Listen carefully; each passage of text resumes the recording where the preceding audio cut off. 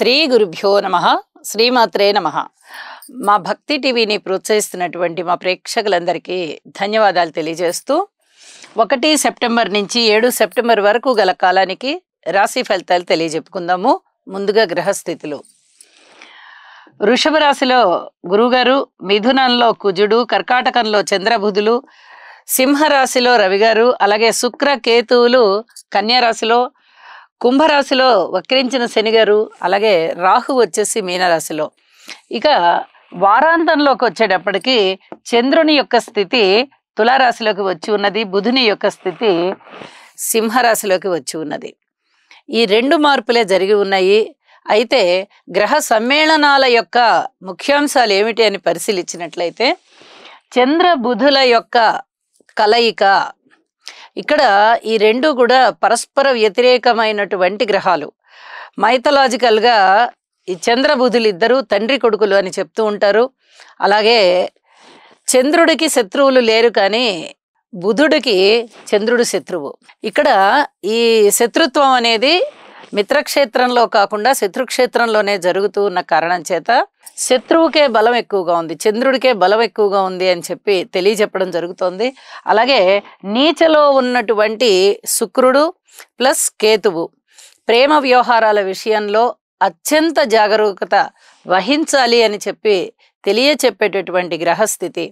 అలాగే వారాంతంలోకి వచ్చేటప్పటికి రవి బుధుల కలయిక బుధాదిత్య యోగంగా తెలియచెప్పడం జరుగుతోంది. సూర్యరాశిలో రవి బుధుల యొక్క కలయిక చాలా చాలా మంచిది, అద్భుతమైనటువంటి ఫలితాలు ఉంటాయి అని చెప్పి తెలియజేస్తూ ఉన్నాను. ఇక శనిగారి యొక్క దృష్టి మేషరాశి మీద పడుతూ ఉంది. అనారోగ్య సమస్యలు ఉండడానికి అవకాశం ఉంది. ఏ ఏ రాసుల వారికి ఉంటుందనేది రాసుల్లో చెప్పుకుందాము. అలాగే శనిగారి దృష్టి రవి గారి మీద ఉంది.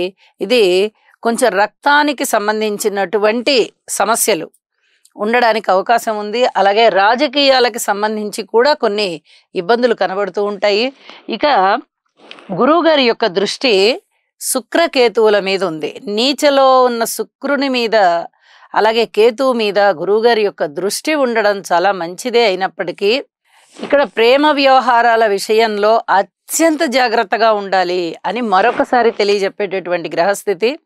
ఆధ్యాత్మికంగా కాస్త ఆధ్యాత్మిక చింతన ఎక్కువగా ఉంటూ ముందంజలో ఉంటారు అని కూడా తెలియచెప్పచ్చు. నాస్తిక భావాలు తగ్గిపోయి ఆస్తిక భావాలు పెరగడానికి చాలా వరకు అవకాశం ఉన్నటువంటి గ్రహస్థితులు అన్నమాట. ఈ వారం విశేషమైన స్థితి ఏమిటి అంటే గ్రహాలు 1, 2, 3, 4, 5, 6, 7 గ్రహాలు వరస రాసుల్లో ఉన్నాయి. ఎప్పుడైతే గ్రహ మాలికా యోగం అని మనం చెప్పుకుంటూ ఉంటామో అది వరస రాసుల్లో గ్రహాలు ఉన్నప్పుడు ఏర్పడుతూ ఉంటుంది. వరసగా 4 గ్రహాలున్నా 5 గ్రహాలున్నా 6 గ్రహాలున్నా ఇది గ్రహమాలిక యోగం ఏర్పడుతుంది. అయితే దీనిలో కేతువు గారు కలవరు, రాహుకేతువులు కలవరు. ఈ వరుసలో రాహుకేతువులు ఉన్నా కూడా మనం లెక్కించాల్సిన పని లేదు. అయితే ఇక్కడ కేతువుని తీసేసినప్పటికీ కూడా 6 గ్రహాలు వరస రాసుల్లో ఉన్నాయి. ఇది 2.5 రోజు మాత్రమే సాధ్యపడుతుంది. ఎందువల్ల అంటే చంద్రుని యొక్క స్థితి 2.5 రోజు ఒక్కొక్క రాశిలో ఉంటుంది కాబట్టి ఈ స్థితి గ్రహమాలిక యోగం కూడా అన్ని రాసుల వారికి మంచి ఫలితాన్ని ఇస్తుందని తెలియజేస్తూ ఉన్నాను. వారాంతానికి వెళ్ళేటప్పటికీ చంద్రుడు తుల రాశిలో ఉన్నారు. అలాగే కుజుని యొక్క దృష్టి శుక్ర కేతువుల మీద ఉంది. ఇప్పుడు చెప్పినటువంటి ప్రేమ వ్యవహారాల విషయంలో అధిక జాగ్రత్త తీసుకోవలసినటువంటి గ్రహస్థితి. నీచలో ఉన్న శుక్రుడి మీద కుజుని యొక్క దృష్టి పడుతూ ఉంది. ఇది కొంచెం పిల్లల విషయంలో అంటే ఇంకా పూర్తిగా లోకజ్ఞానం తెలియని పిల్లలు 12 ఏళ్ళు 13 ఏళ్ళు 14 ఏళ్ళు ఆ మాత్రం వయసున్న పిల్లల విషయంలో అధిక జాగ్రత్తలు తీసుకోవాలి. పెద్దలు ఖచ్చితంగా కేర్ తీసుకోవలసినటువంటి సమయం అని చెప్పి తెలియజేస్తూ ఉన్నాను. పిల్లల పట్ల జాగ్రత్తగా కేర్ తీసుకుంటూ ఉండండి. చిన్న పిల్లల విషయంలో వాళ్ళకి అభం శుభం తెలియని పిల్లలు, ఒక 10 ఏళ్ల నుంచి 14 ఏళ్ల వయసు గల పిల్లలు, ఆ వయసు పిల్లలు ఏదైనా అధికమైన కోరికలు పెట్టుకుంటారు తెలిసి తెలియని తనం వల్ల. ఇక్కడ కొంచెం పెద్దలు జాగ్రత్తలు తీసుకోవాలి అని చెప్పి మరొకసారి తెలియజేస్తూ ఉన్నాను. ఇక పరిహారాలు ఏమిటి అనేది చివరికి తెలియజెప్తాను. ఇక రాసుల్లోకి వెళ్దాము. కన్యరాశి. కన్యరాశి వారికి ఈ వారం రోజుల కాలము కూడా గ్రహస్థితులు ఏ విధంగా ఉన్నాయని పరిశీలన చేస్తే 5 గ్రహాల యొక్క ఉనికి చాలా చాలా బాగుంది అని చెప్పి తెలియజెప్పడం జరుగుతోంది. రాశిలో ఉన్నటువంటి శుక్రుడు, షష్ఠ స్థానంలో శనిగారు, 9వ స్థానంలో గురువుగారు, లాభస్థానంలో చంద్రబుధులు. ఇక్కడ అనేక విధాల లాభాలు కనిపిస్తున్నాయి. దైవభక్తి పెంపొందుతోంది, దైవ కార్యాలు చేస్తారు. అలాగే తీర్థయాత్రలు లేదా పుణ్యక్షేత్రాల సందర్శన ఇట్లాంటివన్నీ ఉండడానికి అవకాశం ఉంది. పిత్రార్జితం బాగుంటుంది. తండ్రి గారి యొక్క సహాయ సహకారాలు బాగుంటాయి. పూర్వజన్మలో ఏ పుణ్యం చేసుకున్నామో ఈ జన్మలో మనకి ఇంత మంచి జరిగింది అనేటటువంటి ఆలోచనలు మీకు వస్తాయి. అంత గొప్పగా లబ్ధి జరుగుతుంది. అలాగే మీ వ్యక్తిత్వం చాలా చాలా ప్రశంసలు అందుకుంటుంది. మృష్టాన్న భోజనాలు చేస్తారు. అనారోగ్యంతో ఉన్నవారు ఆరోగ్యవంతులు అవుతారు. అలాగే వివాహాది శుభకార్యాలు కుదరడానికి మీరు చేసేటటువంటి ప్రయత్నాలు ఫలిస్తాయి. కోరుకున్న రుణాలు దొరుకుతాయి. తిరిగి మీరు కూడా రుణాలు ఇచ్చే స్థితికి ఎదుగుతారు. అలాగే ఏదైనా రాత పరీక్షలు కానీ మౌఖిక పరీక్షలు కానీ దేనికైనా మీరు అటెండ్ అయినట్లయితే చక్కగా వాటిట్లలో విజయం సాధిస్తారు. అనేక రకాలుగా లాభాలు కనిపిస్తున్నాయి. అంటే మీరు పెట్టుబడులు పెట్టి వ్యాపారాలు చేస్తూ ఉంటే ఇప్పటి వరకు వ్యాపారంలో లాభాలు, అలాగే ఏదన్నా ద్రవ్యము, ధనము, వస్త్ర, వస్తు ఏ రూపేణా అవనివ్వండి మీకు లబ్ధి కనబడుతూ ఉంటుంది. ఇది చాలా చాలా చెప్పదగ్గ సూచన. ఎన్నో విధాలుగా లాభాలు ఉంటాయి.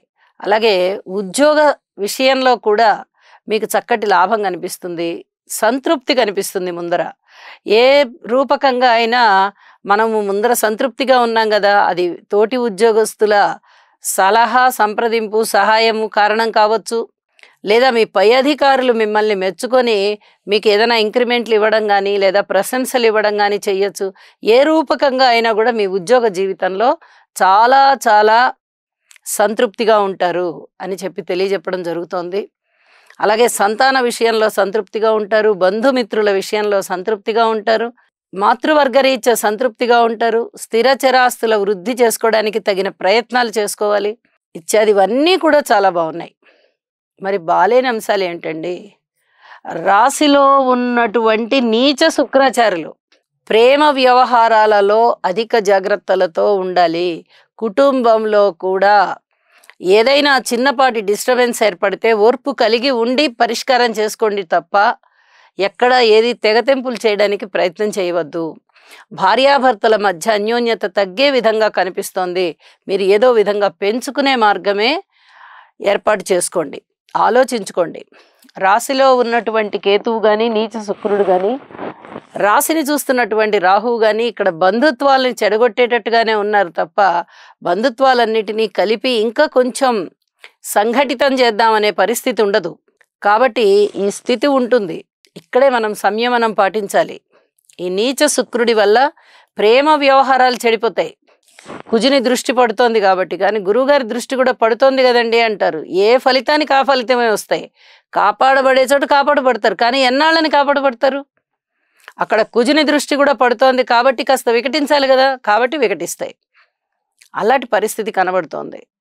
రాజకీయ నాయకుల విషయంలో జాగ్రత్తగా ఉండండి. కొత్త వ్యాపారాలు చేసే వ్యాపార భాగస్వాముల విషయంలో జాగ్రత్తగా ఉండండి. భార్యాభర్తల మధ్య జాగ్రత్తగా ఉండండి. ఇవన్నీ కూడా చెప్పదగినటువంటి సూచనలు. అలాగే వారాంతంలోకి వెళ్ళేటప్పటికీ ఇంకా వేరే ఏమైనా మంచి మార్పులు జరిగి ఉన్నాయా అంటే, వ్యయస్థానంలో బుధాదిత్య యోగం పడింది. అంతగా లాభించేటటువంటి గ్రహస్థితి కాదది. ద్వితీయ స్థానంలో చంద్రుడు వచ్చారు, ఇది కూడా అంతగా లాభించే స్థానం కాదు. కాబట్టి వారం ప్రారంభంలో ఉన్నటువంటి ఫలితాలే వారాంతం వరకు ఉంటాయి అని చెప్పి అనుకోవాల్సిందిగా సూచన చేస్తున్నాను. ఇక్కడ రాహువు, కేతువు, శుక్రుడు ఈ ముగ్గురికి సంబంధించి తప్పనిసరిగా స్తోత్రపారాయణాలు చేసుకోండి అని చెప్పి మరీ తెలియజేస్తూ ఉన్నాను. దుర్గామ్మ వారి పూజ చేసుకోవడం ద్వారా చాలా వరకు ఈ సమస్యలు ఏవైతే ఉన్నాయో వాటన్నిటినీ అరికట్టవచ్చు, మీరు మానసికంగా దృఢపడవచ్చు అని కూడా తెలియజేస్తూ ఉన్నాను. ఇక స్త్రీల విషయంలో బాగుంటుంది, విద్యార్థుల విషయంలో బాగుంటుంది. ఇవి ముఖ్య సూచనలు అని చెప్పి తెలియజేస్తూ నమస్కారం.